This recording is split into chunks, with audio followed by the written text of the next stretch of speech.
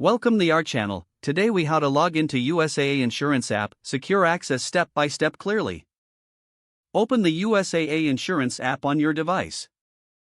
If you haven't installed the app yet, download it from the App Store or Google Play. On the home screen, locate the login button and tap on it. You will be prompted to enter your username. Carefully type in your username. Next, tap on the Continue button. Now, enter your password in the designated field. To enhance security, make sure you use a unique password. After entering your password, tap on the Login button. If you have enabled biometric login, you may see an option for fingerprint or face recognition. If you prefer biometric login, follow the on-screen prompts to authenticate. Once logged in, you will be directed to your account dashboard. If you experience any login issues, check for typos in your username or password. You may also choose the Forgot Username or Forgot Password options for recovery.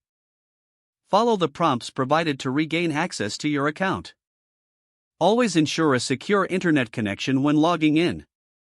Regularly update your app for the latest security features. Once you're done using the app, remember to log out for added security. If the page does not load, refresh the browser or try again in a private or incognito window. Make sure you are using the correct email address, then retype it carefully to avoid small typos. If your password is not accepted, use the reset option and create a new strong password you can remember. Check your spam folder for verification or security emails, then complete any requested confirmation steps.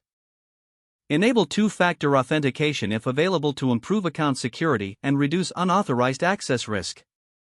After signing in, review your profile details so your contact information and settings are accurate and current. If you see an error message, note it down and try again after restarting your device and internet connection. Log out when you finish, especially on shared devices, to keep your account and payment information secure. If the page does not load, refresh the browser or try again in a private or incognito window.